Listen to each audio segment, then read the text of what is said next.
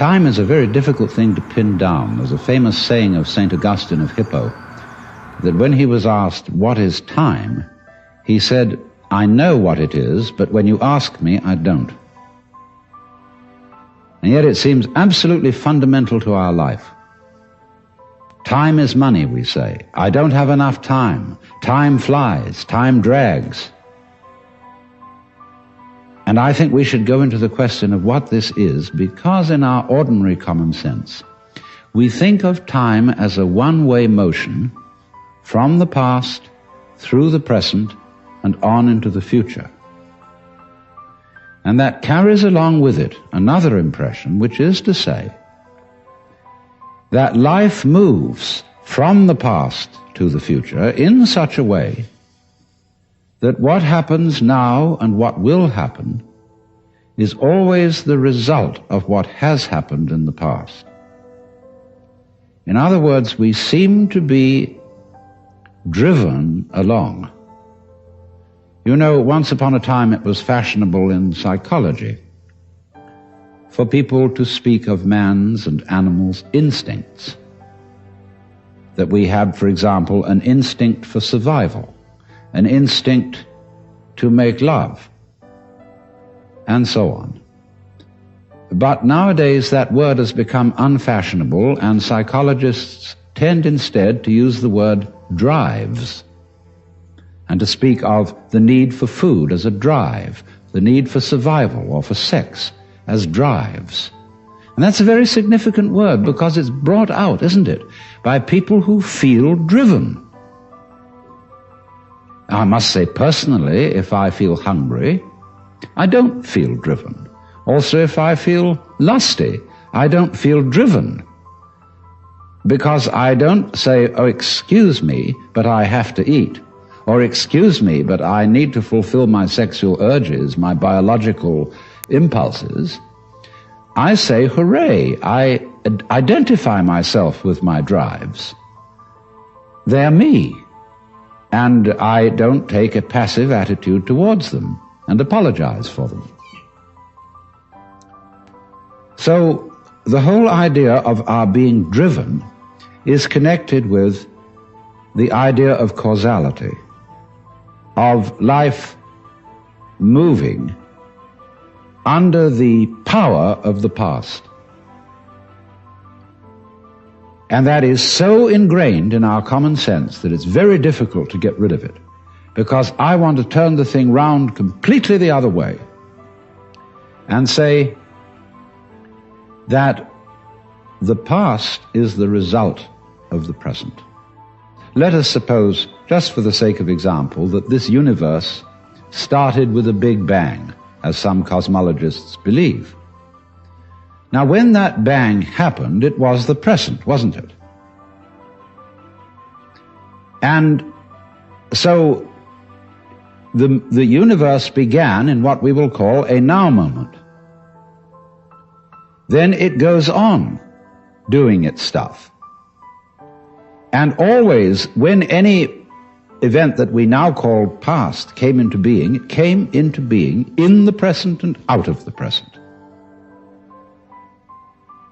That's one way of seeing it. But before we get further involved in this, I want to draw your attention to a fallacy in the very common sense idea of causality. That events are caused by previous events, from which they flow or result necessarily. To understand the fallacy of that idea, we have to begin by asking, what do you mean by an event? Let's take the event of a human being coming into the world. Now, when does that event begin? Does it occur at the moment of parturition, when the baby actually comes out of its mother? Or does the baby begin at the moment of conception? Or does the baby begin when it was an evil gleam in its father's eye?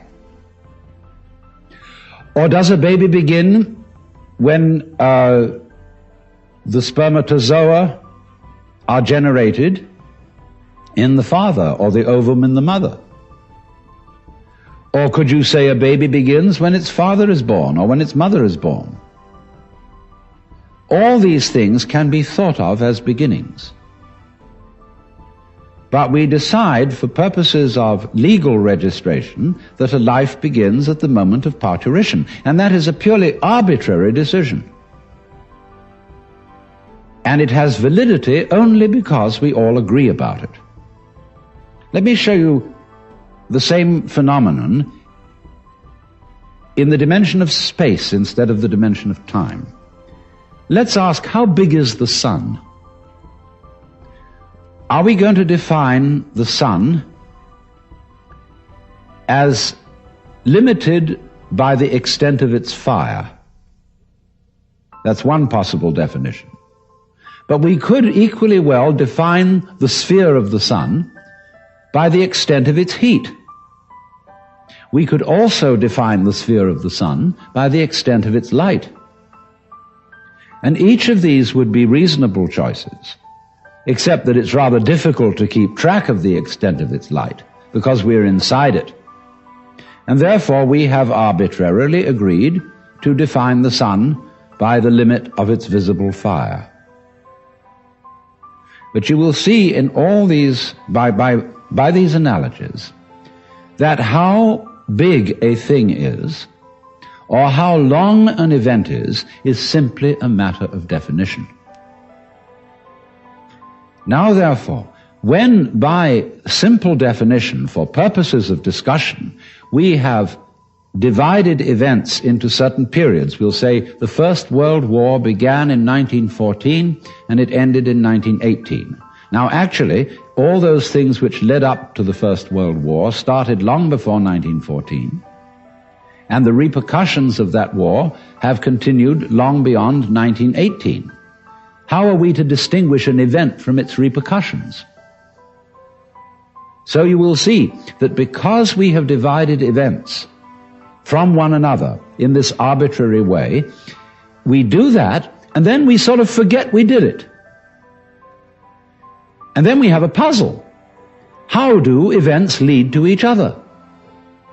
Because you see, in reality, there are no separate events. Life moves along like water. And it's all connected, as the source of a river is connected to the mouth and to the ocean.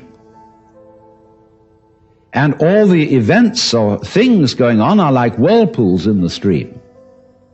Because you go there today and you see a whirlpool. You go there tomorrow and you see a whirlpool. But it isn't the same whirlpool because all the water is changing every second. What is happening is not really what we should call a whirlpool, but rather a whirlpooling. It is an activity, not a thing. And indeed, every so-called thing can be called an event. We call, say, a house, housing. We call a mat, matting. And we could equally call a cat, a catting. So we could say the catting sat on the matting. And we would thereby have a world in which there were no things but only events. To give another illustration, a flame is something we say, there is a flame on the candle. But it would be more correct to say, there is a flaming on the candle, because the flame is a stream of hot gas. Let's take another amusing example. We say fist, and fist is a noun. And fist looks like a thing, but suddenly what happens to the fist when I open my hand? See, I was fisting. Now I'm handing it to you. So every kind of so-called thing can be spoken of as an event, and because events flow into each other, the fisting flows into the handing, we cannot say exactly where one ends and the other begins. So therefore, if we remember that, we shall see that we do not need the idea of causality to explain how a prior event influences a following event, because it's like this. Supposing I'm looking through a narrow slit in a fence, and a snake goes by, I've never seen a snake before, and this is mysterious. And I see through the slit in the fence, first the snake's head. Then I see a long, trailing body, and then finally the tail. I say, well, that was interesting. Then the snake turns round and goes back. And again, I see first the head, and then after an interval, the tail. Now, if I call the head one event and the tail another, it will seem to me that the event head is the cause of the event tail, and the tail is the effect. But if I look at the whole snake, I will see a head-tailed snake, and it would be simply absurd to say that the head of the snake is the cause of the tail, as if the snake came into being, first the head and then the tail. The snake comes into being out of its egg as a head-tailed snake. And so in exactly the same way, all events are really one event. We're looking, when we talk about different events, we're looking at different sections or parts of one continuous happening. And therefore, the idea of separate events which have to be linked by a mysterious process called cause and effect is completely unnecessary.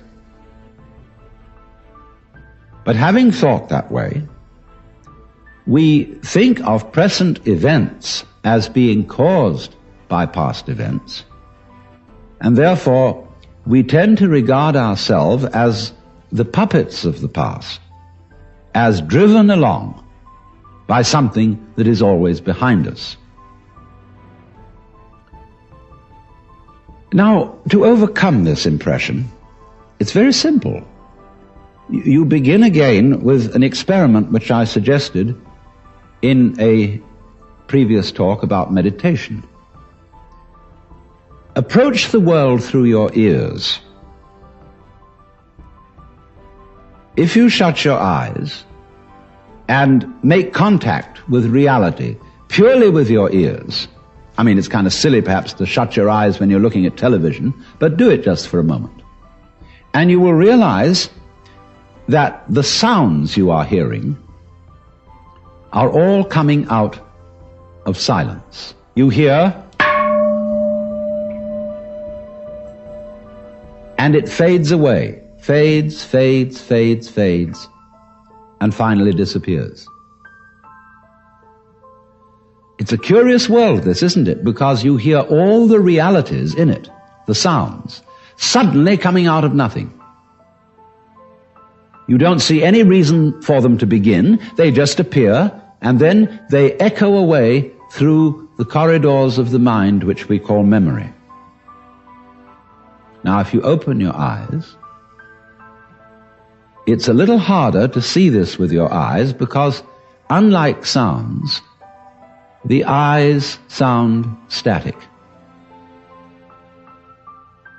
Or rather, they look static. Everything looks still to your eyes. But you must understand that the world you are looking at, say when you look at a light, that light is vibrating. All material things are vibrations, and they are vibrating at you now in the same way as the sound was vibrating on your ears. In other words, the present world that you see is a vibration coming just as the sound comes out of silence. The light is coming out of space. It's coming out of nothing straight at you now and echoing away into the past.